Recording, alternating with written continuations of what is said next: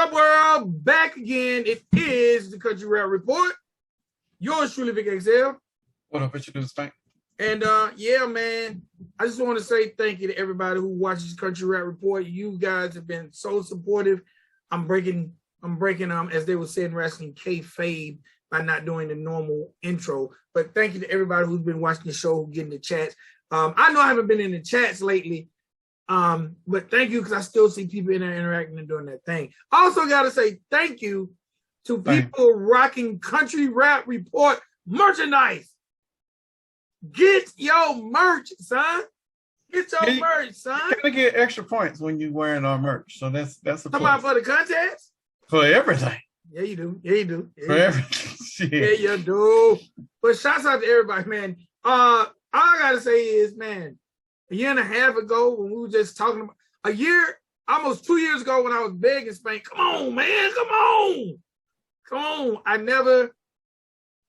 No matter if we get another listener, follower, viewer, fan, family member, whatever you want to call yourself, even if you're a critic, no matter what happens at this point, I'm very humbled and grateful for everyone that has just jumped aboard, bro. Matter of fact, I feel, and I shouldn't, I'm going to say this on air, on this show. The country rap community is so supportive. Y'all make me not want to cover regular rap no more. Should I say that? Hold on now. This is going to be episode 191. We probably should wrap all of that, what you're talking about, for episode 200, which should be like 8 more shows from now. Because I'm sure about 200, I'll feel even more adamant. Yeah, I'm appreciative, and I love the energy that is out here in this community. I co-sign everything you just said for sure, but I'm 200 is something I didn't see coming. I saw 100, 200 with all the shit that's on my plate. I'm not even gonna front. By at the beginning of this year, everything that I wanted to do, I said by mid-year I'm gonna probably have to go to do part-time Country Rap Report. But here we are. We're still struggling in the end. You know, whenever we got time, this the side chick. You know, we got to give it a little attention here every now and then. Listen, man, Larry Bird, right? This is what he used. Now, you know, I ain't gonna say that. I ain't gonna say it because you know I done almost had something I would say. This is a saying that Larry Bird used to say. They say Larry Bird used to say when they go play visiting teams. Okay, I'm gonna go in him. I'm gonna get a little pussy. I'm gonna get the hell on.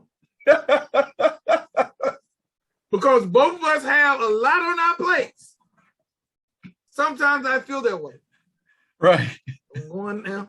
I don't know what made, you know what? I probably quote some of the dumbest shit that doesn't have. There goes on a t-shirt. There goes the yellow. There's the yellow dollar sign right there. But that's a Larry Bird quote. They say I never would have thought. When I heard it, I wouldn't have thought either. They say like before the games, you know how they get in like 3, 2, 1, good. Right. They say when they were out of town, Larry Bird say, "Look now, we're out of town. Y'all know what it is. Going home, get a little pussy. I'm gonna get the hell on." That's a W, baby. That's a W. Coming from one of the most prolific players of NBA history. You know what? Sure. And this is not Country Rap Report, but he looks country, so we'll talk about it. Why do people not mention Larry Bird when they mention the greatest of all times? Michael Jordan, Kobe Bryant. He wasn't flashy enough. But you know, they talk about Mike got 6 rings. Oh, Kobe got 5. Yeah, but Kareem wasn't flashy. They don't mention Kareem's name. Not at all, but he's still the leading scorer, if I'm not mistaken. No, he got past. Did he get past? I don't know. I have to Google I know he's still up there. I know he is. If he's not 1, he's 2. I can't remember if he got past 1. Yeah, but again, he don't even get the fanfare, the exposure. They just did their job and they did it consistently. That's all you want from people, especially over here in country rap. So circle it back. You need to do your job and do it consistently. Just keep putting out music. quality music, and we're not going to settle for nothing less. Bro, the fans of, we've said this numerous of times, and we need to, and I'm going to continue to beat it in the head. If you're making music that you feel like would appeal to these fans, come on. Because some of y'all is completely wasting your time. For real. Agreed. Because, number one, the fans are open to hearing new artists. It's not just about, my cousin Willie rap. I only kill them, they're willing to hear new journalists or podcasts or voices. So man. We welcome that for sure. Bro, it's a dire need for new media. We talking about so many ideas that if we could split our plate again and do other media stuff relative to the genre, we would do that. But we don't have the time. Nope. All right, man. It's AMA time. Before we get into it, because you might wonder what AMA is. Country Rap Report, we give you guys the best in country rap music video reviews, give you our opinion, our expertise on these videos. But we also give you exclusive artist interviews, some of your favorite artists in the genre of country rap. But we created something else that's unique and just for the fans of the genre called AMA. Ask Me Anything. I don't know why we call it AUA. Ask us. Well, because when I took the acronym, it's the acronym that we use over in cryptocurrency for whenever we throw ourselves out there to open ourselves up for questioning about what's going on with the currency. Oh. So I just took the same concept and jumped it over here because it made more sense. I didn't want to recreate the wheel. Here I am thinking it was American Music Awards. AMA, where we basically have casual conversations and allow the listeners, the viewers, to ask us anything that's going on in their minds. And today we're gonna give you guys an episode of AMA because we got some questions. Well, let me give you one though before you start on the questions. Have you ever? While I'm driving, right? I drive a lot now. I came across this dude. His name is Wheeler Walker Jr. Have you ever heard it? No. I challenge you. Why you? Some of the funny shit you ever hear. Dude, let me give you some names of the songs, just so you can prepare yourself. His name is Wheeler Walker Jr. Now. What type of music is he? He's country. It's country. It's all country. Singing? He came up. Yeah. Let me find out you out there driving the truck listening. Bruh, I listened to Breland probably for 7-8 hours straight. I just played all of his whole discography. Yes, I'm listening to country more. But this one popped up in the playlist for whatever reason. Well, listen, here go a song. All right. Fuck you, bitch. That's redneck shit. God told me to fuck you. Fucked by a country boy. All the pussy you wait a minute. All the pussy you will slay. Fucking with it. Fuck you with the lights on.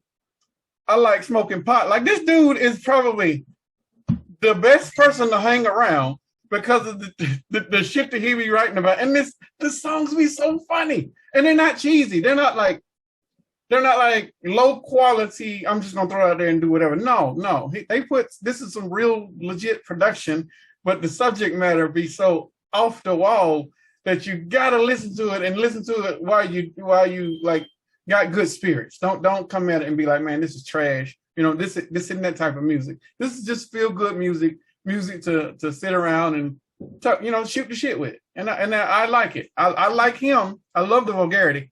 And I did, and let me show you the stats now, because the stats is amazing. For somebody that is that vulgar, he has 1.3 million monthly listeners on Spotify. This is an old white dude singing about whatever is on his mind, no edits. I love it 1,000%. Now imagine if we can get somebody over here that's rapping like that. That would make my day. Just no hold bar, just all out giving your 1,000%. It is absolutely. I challenge you to listen to it tonight when you go to work. You know what? I will. I just went to his IG, right? Right. and he has 41,000 followers. Nice. And he's for an old man, you know, that ain't bad. And he's only following one person, and that's Reba McEntire. Okay. I wonder why. And he has a brand new project called Sex, Drugs. Yeah. Yeah. Listen to it. Please listen to it.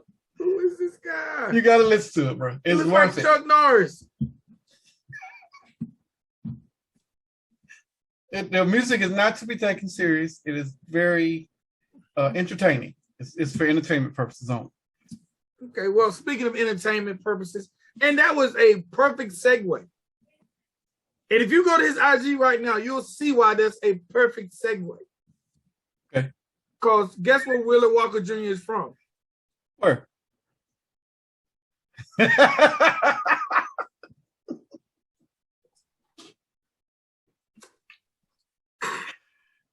Wheeler Walker Jr. is from Kentucky.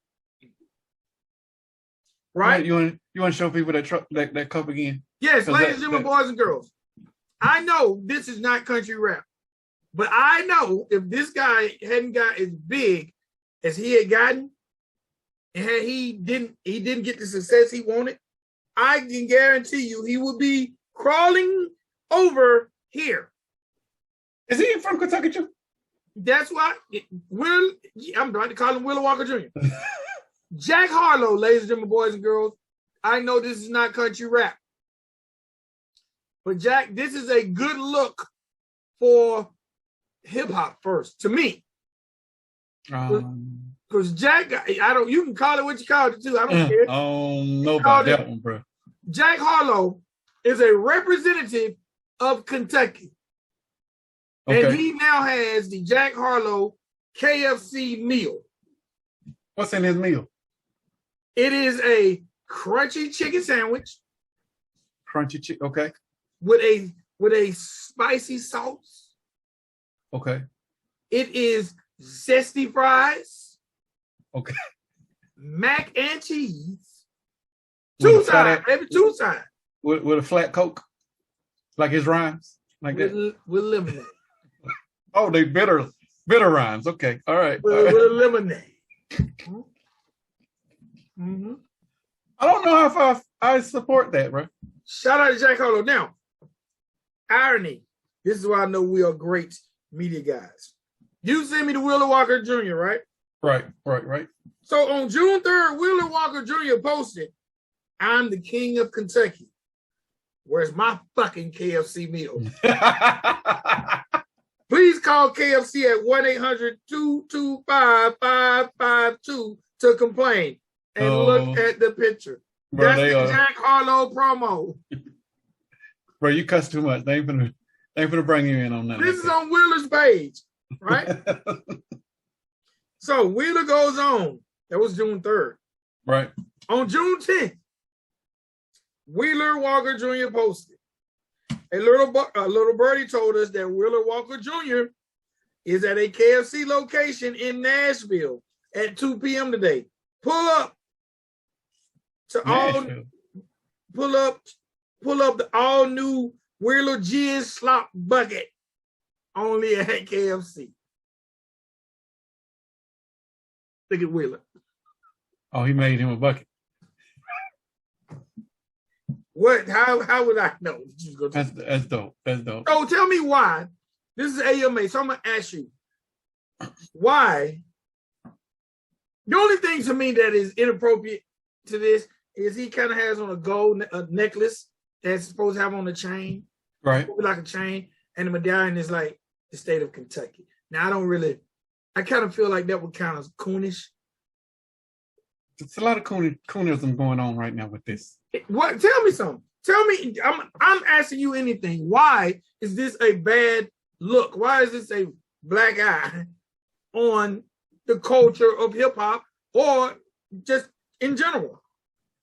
Throughout the history of KFC, has there ever been a black rapper on any of their meals? Yes.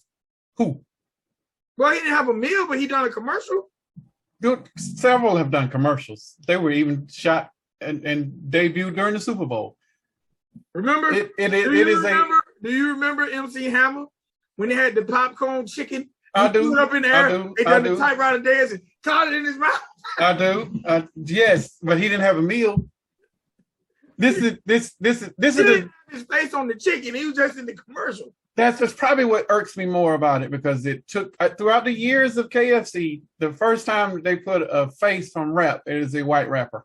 And He's from Kentucky. It doesn't matter. This is probably what is going to piss off most of the core folks that are in hip hop right now, is because most people have been doing it for so long, and there have been iconic people in hip hop that they could have thrown on these damn boxes at any moment.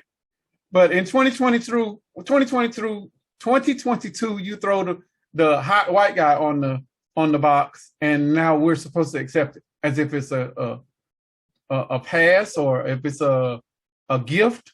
Like I don't that doesn't float well with me. If anybody, and I don't know how many black rappers are from Kentucky, first of all, really, but at any moment they could have threw the hot rapper. Wayne has always been hot. I can't see Jay-Z on it. Wayne's probably the only person I could probably see on it, and probably doing some sort of endorsement deal to be able to do something with KFC. But it doesn't sit well with me, bro. And I'm a core hip hop guy, and I love the branding and marketing and all that other stuff that goes along with it. But in 2022, if your first time that you're throwing a rapper on the box, it's the white guy, that you are further accentuating the issue with white people over in rap, and how the black people over in rap don't get to do.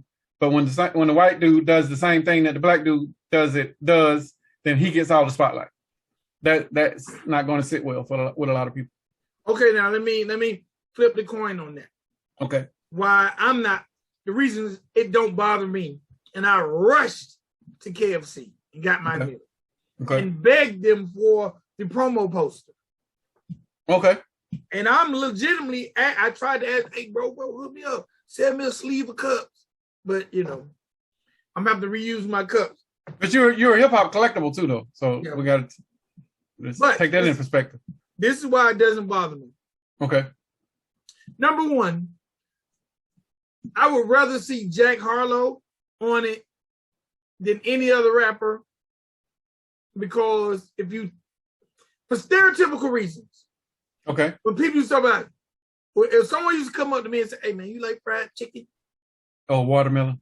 Yeah, see, that would bother me. So the flip side of that is, just say Lil Wayne was on it. How many people would be upset and be like, why they gotta put, what they trying to say? We like chicken? We like fried chicken? So we do like fried chicken. You don't want to hear about it. It's a stereotype for a reason. We love fucking fried chicken.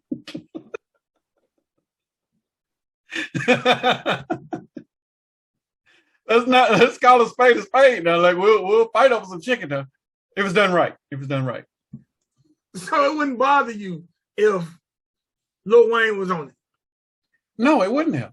And it wouldn't have bothered me if anybody was on it that was popular in rap, because they're doing it to sell a product. But how would you feel if Church was on here? Ryan Upchurch? Yeah. Would you feel the same? I feel the same way. Really? I would feel the same. I don't think the first time that you do it needs to be somebody white. And in rap. Now, if it was a country artist, I wouldn't give a damn, not one, because that's not my realm. This is you could play with whoever. If Blake Shelton was on it, I wouldn't care. But you chose the popular white rapper who is probably making a fraction of what Wayne is making, managed by the same people that Wayne is, but you chose him to be on his Jack thing. Harlow is managed by the same management team as Wayne? Indirectly, yes. Oh, okay. We ain't gonna go into the specifics, but he has it. I don't understand. Harlow is with Lake Show, same people that brought out Lil Uzi Vert.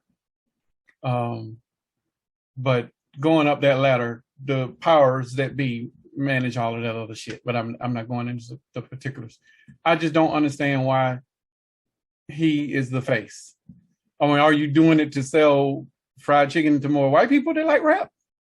You know, if that is the branding and strategy behind it, I'm not mad at that. But I'm mad that the first rapper you put on there is a white dude that's only been doing it within the last 5 years. When there's rappers that are out there that have been doing this for 15 to 20 years, you know, and they've never touched the fucking KFC cup, you know, or even the McDonald's cup. But I'm getting in. I will pull back on saying that by saying the celebrity endorsements for fast food and them having their own meals, quote unquote, is only a trendy thing that has happened over the last 3 to 4 years. Yes. So with that said, and that taking that into perspective, then I'm not mad that it happened, but I still feel like it should have been a black dude.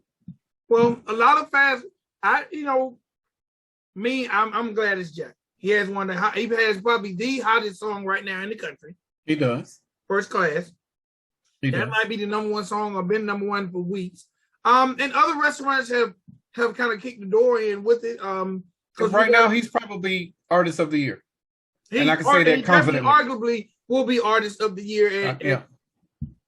He would probably definitely be Hip Hop Artist of the Year. I can't see anyone surpassing. Only one close would have been Kanye, but Kanye is probably leaning more on the Gospel Artist of the Year because of the content of his album. Only person I can see right now who would challenge him would be Drake. That's a right now thing. But Yeah. Drake's project was 99% R&B versus rap. So I wouldn't even give him that. You know, Jack Harlow is definitely Rapper of the Year, probably Artist of the Year. The only other artists that are hotter are maybe Dia Lupa. I think that's how you say her name. Doja Cat's still hot. Doja Cat, Demi Lovato, but they're chicks and they're in the pop realm. You know, he's the hot rap guy right now. But right now it's hard if we're going to time it because right now we're dealing with June, July, and we're mid-year. You know, fourth quarter, if he doesn't have momentum, he will be buried because the heavy hitters are getting ready to come out. Beyonce's getting ready to drop. She just dropped a single, you know, and right behind her will probably be Jay-Z. And right behind him will probably be another Kanye project, if I'm not mistaken, what I heard. And it'll be more on the hip hop side versus gospel rap side. But, you know, the heavy hitters come out in third and fourth quarter. You got to have sustainability to be able to beat them to last going into award season, which officially cuts off in September, October. So if he can last between now and then, he'll win all of those awards next year. Well, do you think country rap fans embrace Jack Harlow? That's a question for everybody watching this show right now. I think country rap fans embrace anybody that is white that is rapping. I disagree. I don't. I think they embrace because they want to see people like them. Country rap core is 90. I would give about 95, 96% white. They want to see people that look like them rap. So because over in core rap, there's a very small minority of those. Jack Harlow, Eminem. I'm only going off of the people that have released music in the last 2 years. And Eminem dropped a single from a soundtrack. Logic. Logic. Did Mac Miller drop a project before he died? He did, but he's been dead like 5 years. But then they drop a project after he died, like a post. They just dropped the project last year. Why would put him in it even though he's not alive? It's not a lot. I'm still trying to think of them, but it's less than 10. I'll say that. We're only on 4. That's over in the minority of the majority in core hip hop. Switch it around to, country rap. The majority of people look like that. So when they see you winning and they see you on TV and they see you on a KFC cup, hell yeah, that's an endorsement for what we want to see win is somebody that look like us. And now you can recycle that and flip it around with the races and it would still apply because whenever there are black people on endorsements and are doing other stuff outside of rap or on TV, it's still a plus for the genre first. But those people that want to see people that look like themselves, they identify with that. So when they do the identity connection, then they're selling other products. So whether it's Jack Harlow with KFC meals or Travis Scott with Nike shoes or Travis Scott with his he's got a Wendy's thing or Burger King, whatever it is. He's got one of them. Travis Scott opened the door for all these hip hop. I'm gonna call them hip hop co-ops for these restaurants because Travis Scott was the first person with the meal, and he actually had limited edition merch with the McDonald's meal that sold out within like 24 minutes of it being released. They had $100 sweatshirts with the McDonald's M and yeah, man. Like so after Travis Scott, and then McDonald's jumped into the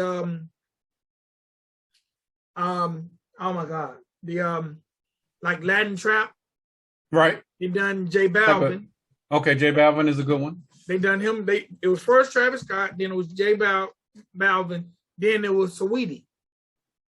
And she just did a Mac line, if I'm not mistaken. So it's about selling the products, but it's also about the brand identification, tapping into those demographics of not just the people that listen to their music, but the people that look like them, that want to identify with that. That Saweetie's a beautiful girl, you know, and whether she's selling makeup line at the Mac counter or she's selling a meal at Burger King or McDonald's, whatever, if you are a fan of hers, then you will at least pay attention to that. But if you appreciate her look, or if you look like her and you start seeing her in more and more places, then that makes you feel good about yourself, that identifying piece of it, which is why, and we talked about it in one of the other reviews. I think we was talking about with Adam, when we was talking about what it is to show identity when people look like you and versus people that don't look like you.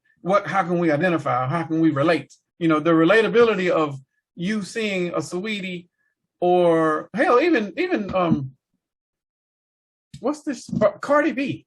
I mean, the amazing run that she's been doing. But whenever you see her doing something, you know, it's a win for her. It's a win for her. It's a win for rap. And if you want to break it down even further, it's a win for Black women, and it's a win for Black people and Latino speaking people as well, because I think she's bilingual. It's just all of those things are going into the marketability whenever you doing these endorsement things. Yes, I'm happy that Jack Harlow is on the KFC Cup, but I would be even happier if had it been somebody else other than a white guy in 2022. Bruh, I'm not taking anything from you. This is an endorsement deal. Get your check. Go get your paper. I would just rather have been the first person to been somebody else in hip hop that means a lot more to hip hop than Jack Harlow. Okay. That's all I'm saying. I'm not shitting on him at all. My question to you, country rap. Is country rap at this point, and let's take church away. Okay. Because I feel like church could possibly, I feel like church could probably get almost anything he wanted if he done something I think he's afraid to do. And that's broaden his team. Well, don't take church out then. We can leave him in. But go ahead and finish your statement. Let's use church. We'll use church because he's probably the best person to use. Okay. And what a lot of people in hip hop don't know. Matter of fact, I just had this conversation. And I want to say congratulations. And hopefully this could be the beginning of something big for the genre of country rap. Right. But a very, give me a towel. And we don't name drop a lot over here, but I want to say congratulations to him here. A very close friend. I'm going to say friend. I'm not even going to say associate, considering that if I was at your wedding, then that would possibly make me a friend, right? I think so. Yeah, that associates don't do that. Yeah. So I want to say congratulations to Mr. Salim Boad, who is now co-president of 300 Entertainment. Congratulations, man. Now that is a phone call away friend of me and Spank's. He and Raina started. They've been there the longest. Yeah, they've endured a lot. Raina, I think she was Looney's point person when he was over there, but I'm pretty sure. I know he outdates her, but they have survived some storms, and a lot of them weren't public. But now that they have survived all of that and endured it, and now they are the heads, I think that speaks volumes to anybody that is in the industry. You just got to persevere. I'm a testimony. Give a little testimony. Because, and I'm saying this because I think we underestimate the power of relationships all the way across the board when it comes to this music. So I'm really talking to the people of country rap because I want us to build strong relationships. Okay. There are several people that me and Spank have known from the dirt, who those relationships are still there, like Mulatto, like Salim. So I'm on Instagram, I'm thumbing through Instagram, and I see the post on my guy's page. Uh-huh. The first thing I did was I screenshot it and sent it to you. Right. I'm at work pretending I got to use the bathroom. I'm sitting in there in my portable office. And I was like, wow, this is amazing. This guy used to call me two and three times a day, starting at age 19, when he was an intern at Sony Music, asking me who was hot in Atlanta. The first artist, That's a long time ago. The first artist he ever signed was the first artist I told him who was the hottest in Atlanta. And I asked, wait. Can I guess it? You ain't gonna guess it, right? I know you ain't gonna guess it right. Is it DG Yola? No. Okay. Baby D. Okay. That was a long time. And the reason me and him developed the relationship was because he's like, man, I've been calling all around the city. I'm Salim. I'm the research guy. My job is to call areas to find out who's hot in the area. That was it. Back then they had a department called research department. And your job was to get on the phone. Now, see, it wasn't no internet then. No, sir. None. Wasn't no internet. So you really had to call places in the city to find out the truth. From the phone book. Yes. Yes. So he said the reason he continued to call me because everybody he called was affiliated to the artist they said who was the hottest. They're trying to get their homeboy on.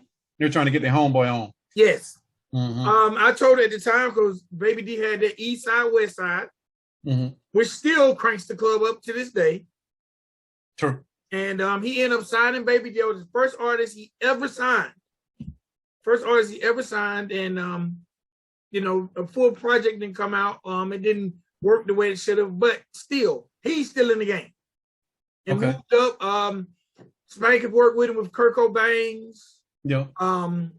Right now he signed Megan Thee Stallion. I didn't know.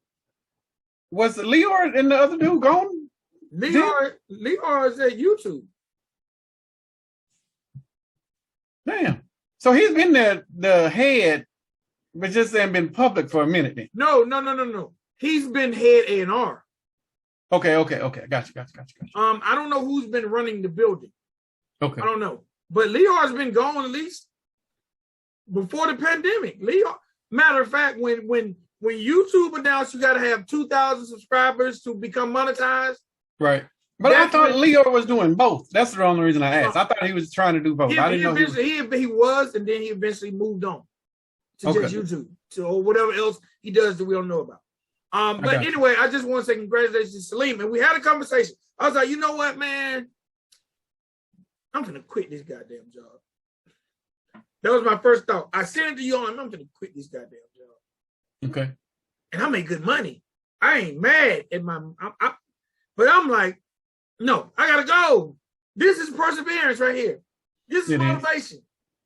I was like, you know what? I'm going to call him right now. And if he answers his phone, I'm out of here. It is 11:54 p.m. Okay. I call. I got two numbers for him. I call one number, no answer. I'm like, shit, it ain't time for me to quit. Some says, Vic, call the other number. I call the other number. Hollywood. For those who don't know, he calls me Hollywood. Right. Because my love for it's a weird story. My love for rap. I mean, my love for wrestling at the time. And his wife used to be a flight attendant, and Hulk Hogan was on the flight. Oh, damn. And it's when Hulk Hogan changed himself to Hollywood Hogan. And for some reason, he started calling me Hollywood. I don't know. That's cool, bro. I didn't know that. Yes. You never shared that. He's the only person on earth who calls me Hollywood. Gotcha. If I call him now, Hollywood. So he's like, he's like, Hollywood? I'm like, bro, I don't want nothing. I know it's almost midnight. Number one, I called to see if you're going to answer the phone. He's like, why wouldn't I answer the phone for family? That melted my heart a little bit. Right. I was like, bro, I just want to call and say congratulations, bro. If don't nobody deserve this, you deserve it. Because I know you've been doing this shit for minimum wage as an intern. Yeah. And I don't care. You know, between me and you, I've caught flack for him being my friend. Why? I'm not going to call these people names. They were probably black. Yes. Yeah, I know. Like, why are you hanging out with that white boy? I understand. Why you picking that white boy up when he comes into town? Why you letting that white boy stay at your house? Why you taking the white boy to all the hip hop spots? Yes, they were. I'm not going to call their names because at this point he can hire all of them. Right. Because none of them are doing what he's doing. Exactly. So, and I'm also telling this story too for people to see that we are not culture vultures if they think we are when it comes to country rap. Oh no, that's a whole nother conversation for another day. Okay, but no, we've always been neutral and we just roll with people who try to do the right thing. But yes, matter of fact, I remember going to a studio session. I had a studio session. I picked him up from the airport. I called the people to tell them I was on my way to the studio, but I'm the type of guy who never comes anywhere. If I'm coming to Spank's house and I got my wife with me, I'm going to say my wife is with me. Even though he'd probably be like, why are you telling me that? I'm just that guy. I don't bring uninvited people. I want you to know. Okay. Hey, save an extra leg or, you know. So I'm saying all that to say, I called the store and said, hey, man, I'm on my way to the studio. I had to pick my partner up, Celine, from the airport. We coming through. What you bringing that for? Oh, damn. You know what that blank was, right? Yeah. The C word. I know. The C word. I was like, what? Man, what you bringing that for to the studio? You don't know nothing. I like, you know what, bro? I'm just going to holler at y'all next week, bro. Because this is my partner. Now, I can't change the way y'all feel, but this is my partner, so I'm not even going to let him come over there and have this energy. Right. Exactly. And this was actually about a signing. This person was upset that he didn't sign their group. Okay. And the group ended up going on to be very, very big. And I ain't going to get too much into it because you never know who might end up seeing this podcast. Right. But he answers the phone, he's like, Hollywood. He's like, you ready to get back in it? We presidential now, baby. We presidential. Yes, exact words. And he was happy, like, we presidential, baby. Are you ready to get back in this thing? I was like, hey, man, you need to rock with this country rap. That was my exact words. You need to rock with this. He's like, I'll be down in July. Let's sit down, eat dinner, and we're going to figure something out. We're going to talk about it. Oh, shit. So I just wanted to say that here. He's serious? I don't know. Maybe you shouldn't have put that shit on, but you should have put that shit out. Why? It's a real conversation. I know, but damn. Now you're going to have every fucking artist in the genre inboxing your ass. Hey, bro, check this out. Hey, bro, check this out. So, it don't matter. It's about country rap. It's about maybe this can help Vic and Spank be players. Well, I don't know. We're already players. No. To do what we need to do. You had a conversation with me last week about this dollar amount. Right. This could get us to that dollar amount. We can't close these doors. I'm not trying to close the doors, but for us to have that type of focus, we need to have the money to be able to focus. Well, you know, the wife said, "Why didn't you ask him for a job?" That's Well, what my wife said. you did. You said you need to get with country rap. So if he's seriously thinking about it, and he's the president of a label that has their own 300 distribution, ENT. the president. Is 300 ENT the top hip hop label right now? It's been that way ever since the Migos, and definitely now with Megan. Like you got the top group, you got the top female. You got. I don't know what Cardi is. I think she with Columbia or some shit like that. But that's 2 out of the whatever. You know, everybody can't say that. Well, ladies and gentlemen, boys and girls, of the genre of country rap, we're talking to Ask Me Anything. I suggest all you guys research. Don't send me shit. I'm not sending you anything. No, I'm telling them, don't send me shit. I am not. Don't inbox me. Don't do it. Only time you send me something, you want me to check it out before you get ready to release it, so you don't get brutally beat up live on one of our shows. But other than that, don't be randomly sending me shit. I'm not your homeboy. I'm media, and I have to be unbiased, and I'm gonna give you my unbiased opinion. So don't get in the habit of thinking y'all gonna just start sugarcoating some shit over here just because you know that the co-president of a major label is our friend. It's friends with the Country Rap Report. Don't do it. Now, what we need to do, we need to see if we can convince him to have some sort of country rap division.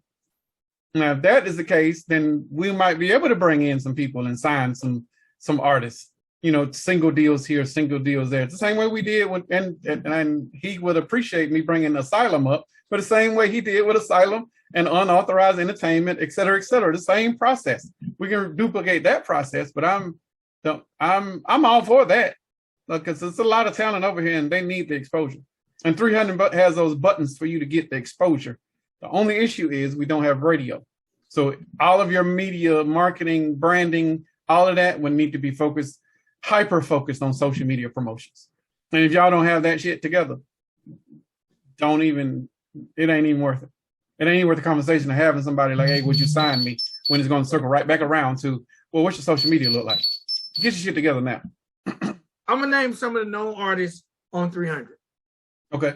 Megan, OMB Peezy, rest in peace, Lil Kid, Young Thug, Gunna, Hobson, T Grizzly, Famous Dex, Mary J. Blige. Mary J's 350. What? She's 350 a show. Oh. Migos. Meg is 150 and Migos is 300. I'm giving you all the top tier people. How much they charge per show? Fetty Wap, who is actually signed. I think, man, you might have heard Trap Queen before anybody else other than outside of New Jersey. Outside of New Jersey. Yeah. Because that was Fetty Wap was grinding the record. And Salim sent it to me, and I think I shortly sent it to you or whatever the case may be. That got us our first diamond record too, by the way. Unless you got a diamond record over there that you already told me about, but no. that got us our first. Y&M Melly. He's in Day Day, Rich the Kid, T Wayne, Kurt Cobain's, Shy Grizzly, Shawty Low, rest in peace, TK Kravitz, Tate Cobain, who just signed with Nicki Minaj's new label. Let's see. I don't see anybody who fall in the genre. They need some country rap. Have you heard of Mike Stud? No, I have not. Have you heard of started of the North? I have not. That Sexton? Sounds like a Viking. Who? Sexton. I have not. 2023, I need to get a country rap face over here. We need to get a country rap division. Yeah. Well, it ain't gonna take a lot of budget, but because our budget is gonna be hyper focused on YouTube promotions and TikToks. Like that's a nothing budget to a label. There's no radio budget because there's no radio.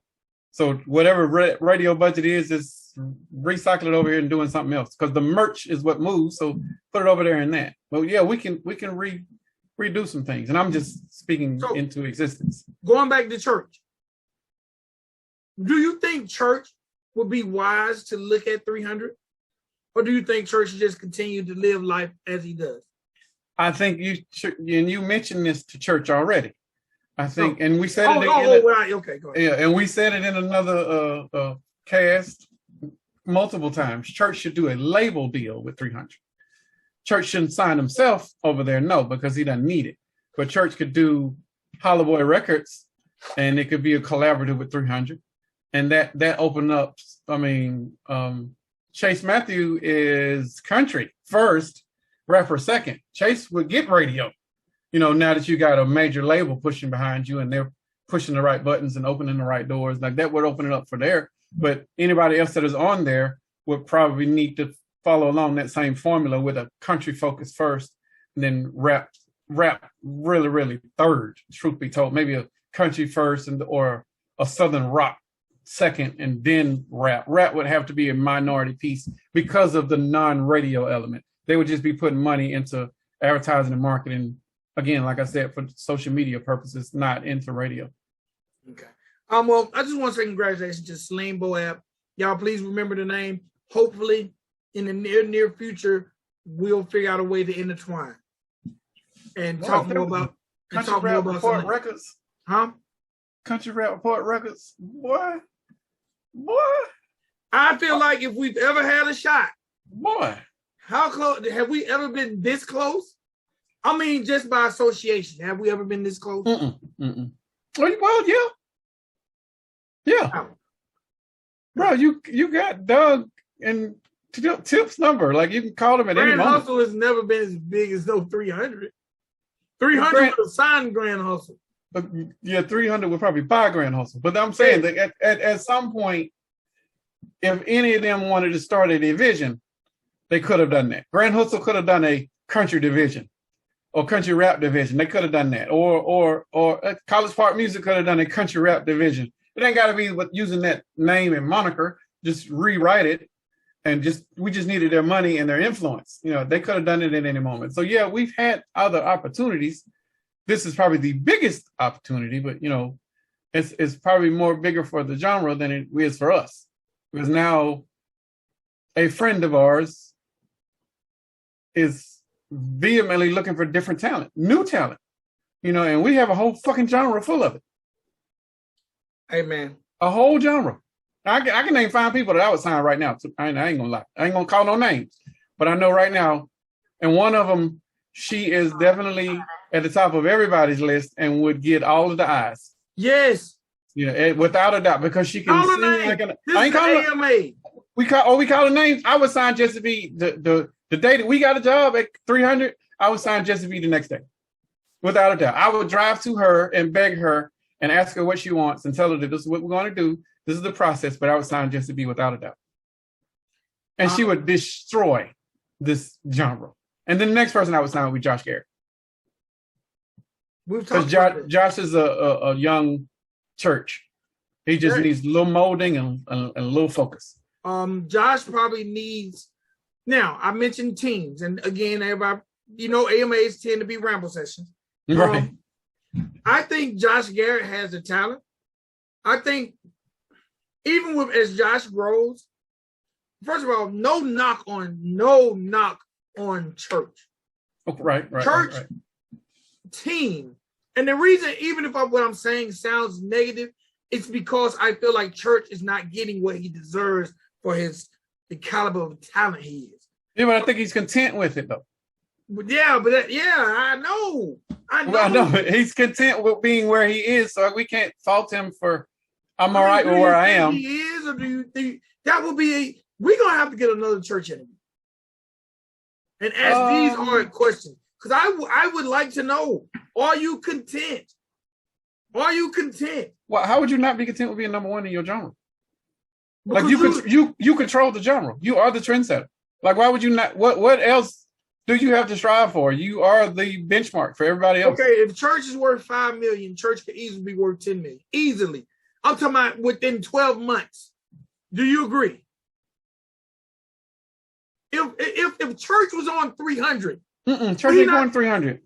Church can do that with the Hollow Boy co-stamp, and he would be worth $20 million, because Hollow Boy, he would still own and just be being pushed with 300. Okay, and he can still be featured on Hollow Boy records. Do you think, whenever they're done?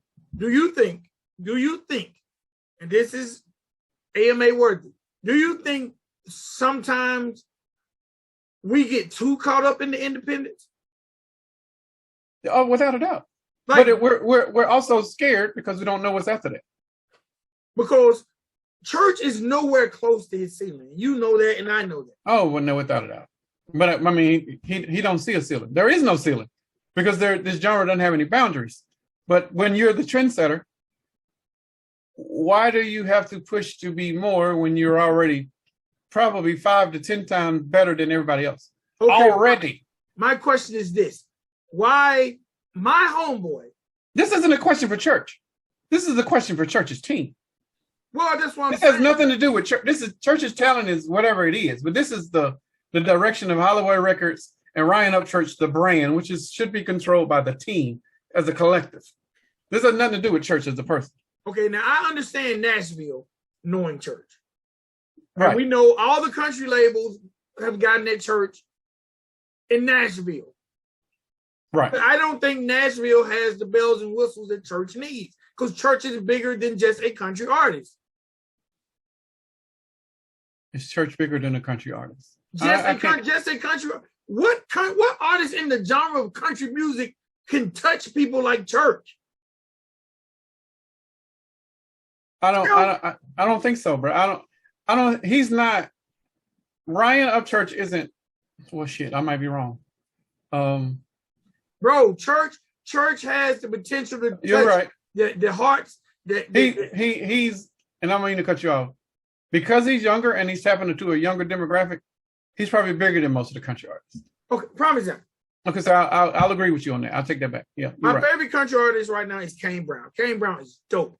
When I heard the song with him and her, Blessed and Free, I was like, man, this guy is through the roof. I heard one song by him on my Breland playlist. He's on my to-do list to check out. You like her, right? I love her. Well, he has a song called Blessed and Free. Okay. From her. And that song is amazing. Okay. I got to get past Breland. That song is so popular, it's on the Muzak system in all party cities. Okay. So that shows his potential. To me, church could be that guy. Kane Brown? Man, and he raps. So he's going to get a demo that Kane Brown would never could imagine to get unless he got church on a record. Bro, look how big Morgan Wallen is, and look at the fan base he tapped into when he went and got Lil Durk. And church will do that consistently. Yes. Yes. I agree. I agree. I'll pull back. You're right. Imagine. Let's see. Imagine. But church won't sign the 300. Okay. We're not gonna. This isn't even a debate. That's not gonna happen because church feels like he doesn't need 300. And truth be told, he doesn't need them. He doesn't need them. He doesn't need them if he's content. And I feel like he's content. But he could still win by having collaborative effort with Holloway Records. That way he could still do records over there, test those waters, and see what they do with those records. And then they see that those records are doing better than any of your records that you've done. Then you might want to reconsider some situations. And I'm talking to Ryan Upchurch and his team. There's nothing directly towards Ryan. But I honestly think I guess I look at it this way. Church can even be a bigger independent artist if he took the Tech Nine approach. Well, 300 is an independent label still. They're not one of the big three, so it's technically they're still independent. But church, imagine if church toured like Tech Nine. Yeah, Brian, I could show you a text right now where I reached out to church about possibly constructing a tour. Did he respond? It's crickets. But it was going to be a tour with him and Boosie, where they was going to do a country and rap tour. But I didn't get any feedback, and I actually reached out to see if I can get the manager's number too, so I can get those numbers. But I can't do anything if I don't get any feedback from him. So until I get a feedback, that's all hearsay and wishful thinking. Right. But that's just me trying to marry the bonds between country and rap, and further exposing country rap. But I'm trying to help grow the genre. Imagine, like I said, church. Okay, one more, and then we're gonna move from church. Well, two more. imagine, you remember the Morgan Wallen Lil Durk collab? Yes. Imagine if it was Jacquez in church. That one. And the only reason I said Jacquez because he's one of the young up and coming R&B guys. You don't need to do Jock. You can do Chris Brown. It's too big. Too big and too much leverage in the game. You got to go someone who has that same leverage. Chris Brown will make people not believe it. Church is bigger than Jacquees. Many times over. Without a doubt. Church is bigger than Jacquees. Okay, who would Church be a good pairing with that could cross him over to the same way Morgan Wallen and Lil Durk were able to use each other? Because Morgan Wallen and Lil Durk are actually on that same on the same scale. I'll circle back to that cut. No, because he doesn't sing. I'm trying to do some singing. I don't want a singer that's yeah, I don't want Church to rap. I don't want Church to sing. Singer that is even with Ryan Upchurch. Because if you put somebody like Chris Brown is already out of here. People's not going to even believe the collabo. It's got to be somebody black or in core rap or hip hop or they got to R&B. be somebody. We're trying to do a church with Morgan Wallen, Lil Durk.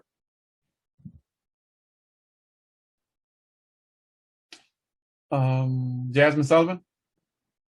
Man, she's 100 years old. No, she is not. That's Mary J. Blige. That's 100 years old. Oh no, it's got to be a guy. Oh, got to be a dude. There aren't any dude R&B guys. Jacquez.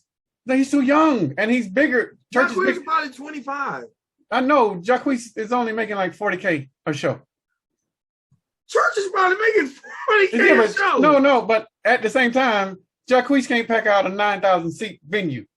Church can 2 days in a row. Okay, I want to ask you a question. And I'm doing from experience because I booked Jacquez. Can T.I. pack out a 9,000 seat? No, but Jasmine Sullivan can. Jasmine Sullivan. Sullivan can absolutely. Erykah Badu can. Jill Scott can. These are voices that can do that. But my issue is there aren't any. Maybe a Tory Lanez.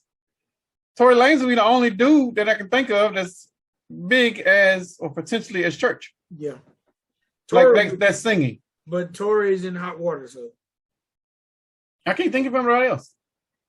That's why I said Jacquez. Bro, Jacquez ain't on that level. Jacquez is not. Jacquez will be D-list versus what Ryan Upchurch is. Okay, let's get Ryan Upchurch is he's A-list over here, but if you translate him over to core hip hop, R&B, and all of that, he's probably a low B, high C. Look, he's in that realm. Let's knock out some of these questions. Okay. Well, but we probably need to have another episode then because we don't ran this for a minute. Stop there. We won't stop there, but we'll keep it on the vibes. Okay. To me, I think there's, when we first started this and you talked about how it wasn't really any business structure. Yeah, without a doubt. To me, what I think has changed in the year and a half of us doing it is just more visuals. No, and they are working on their production because the mixing and mastering has vastly improved since we first started. Yes. And that's probably because we are very adamant about quality. And if your mix is his ass, we're gonna tell you it's ass. Now that's probably more so on the behind the scenes folks over here, but they needed to get their shit together anyway. They get their shit together, the behind the scenes people, video folks, music producers, then it makes the artists look better.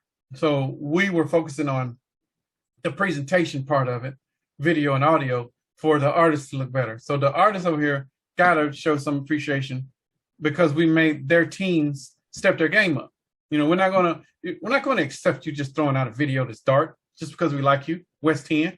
No, that's not gonna happen. Like, we love you, but when that video's too dark, we're gonna let you know, bro, I can't see you. Get some light. That's that, and it's all love.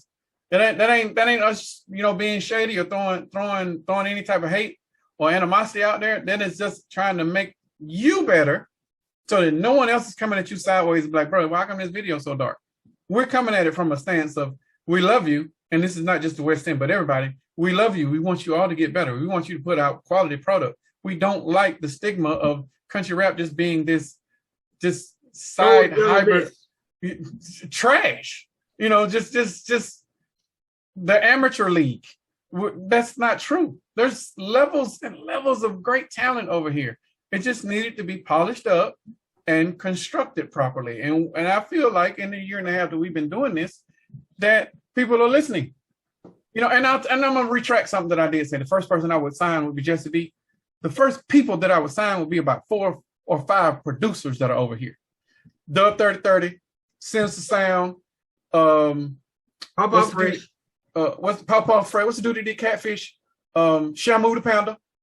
And I don't know if Church's guy Stoner would want to sign, but those would be the 5 core people. I would build a production crew first. And then whatever talent that we came in, they got something to work with. Now they got a whole stable to play with, all variety of sounds and shit like that. That's what I would do, because I that's me jumping back on my roots, knowing that you can't do shit without a producer. And for them to be in-house and doing everything that you need to have, that takes care of everything else. The artist would be in heaven.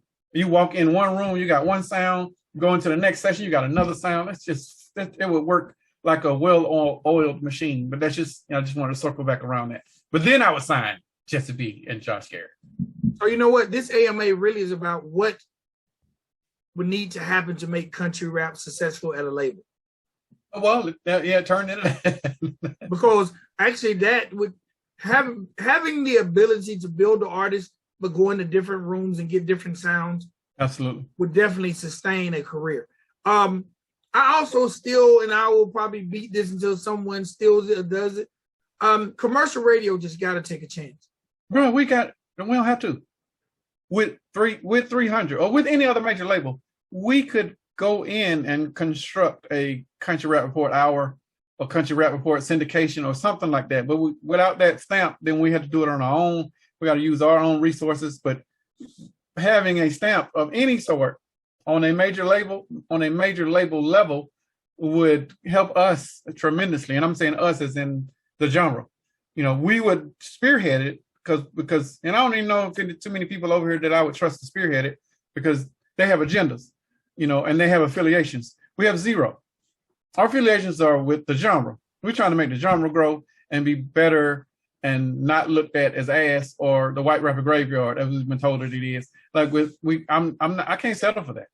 I'm not over here for a white rapper graveyard. I'm not over here for the amateur hour or the amateur league, you know, or the D league. I'm not over here for that. I'm over here to get these standards up to the level that we have over in core rap or core country or core R&B or whatever music that you're trying to do. Like, I'm over here trying to do that. You want to close on that?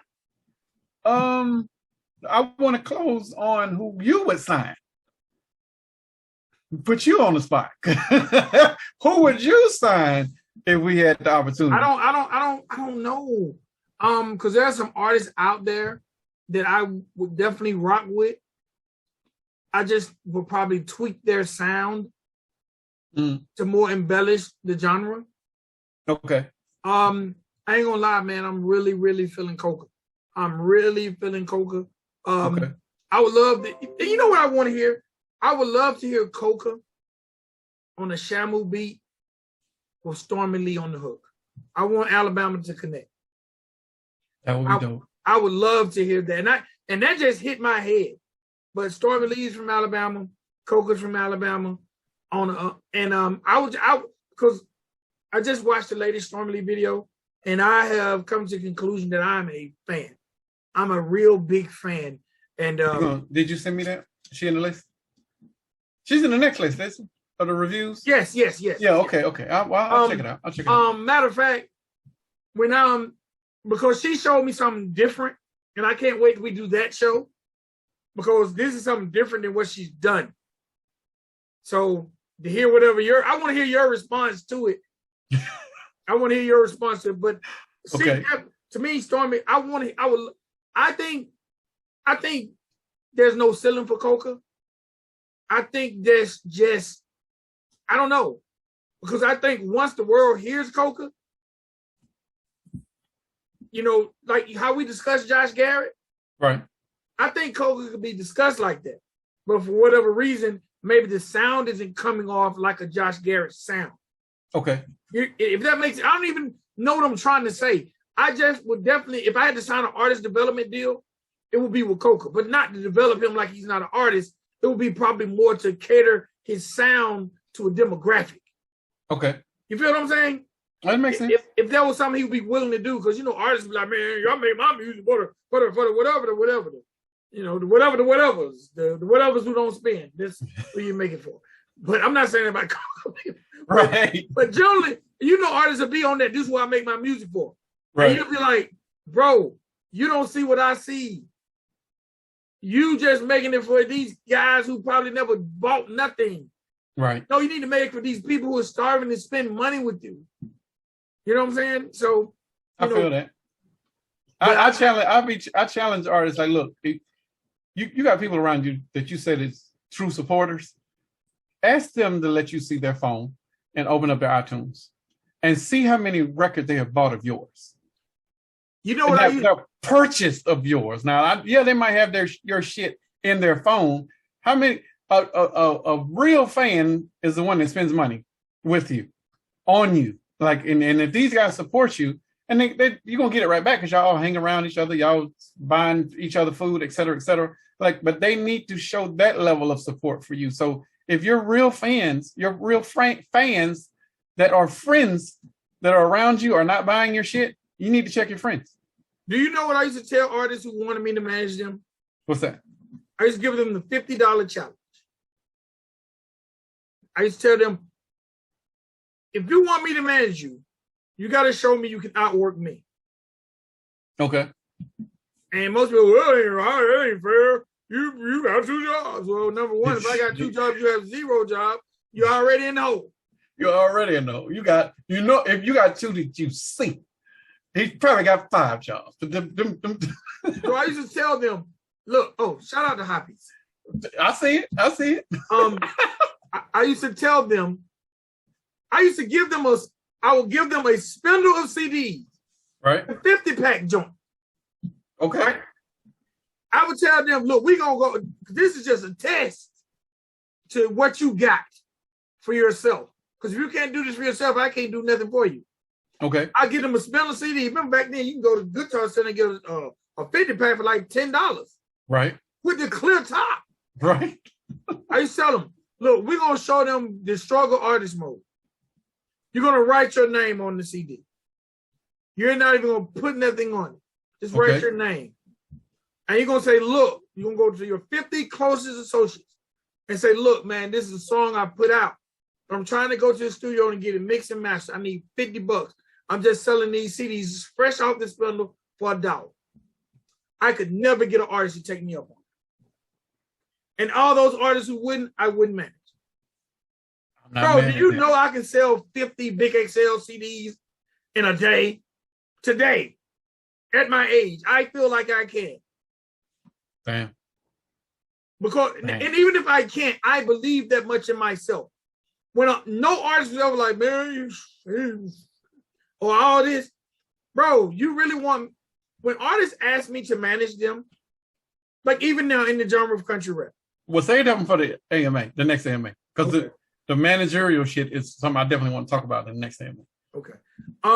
Again, man, salute, congrats to Celine Boab over at 300 ENT.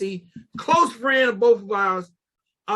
Been knowing that guy since he was 19. I would definitely think Celine is 40 now. If not 40, 35. Damn. That's still a young guy for a president of a label. Yeah. At most, I'm gonna give when he started calling me, he was 19. So we'll just throw him at 40. We'll just call him 40 to be on the same side. He flew me to Jersey for his wedding. Shout out to his wife. He was able to basically set his wife down because she was a flight attendant. She done that for a while. Then they had their first child. She didn't have to go back to work. The music is paid off. And I'm gonna tell you guys, number one, Celine is a Caucasian in the hip hop game.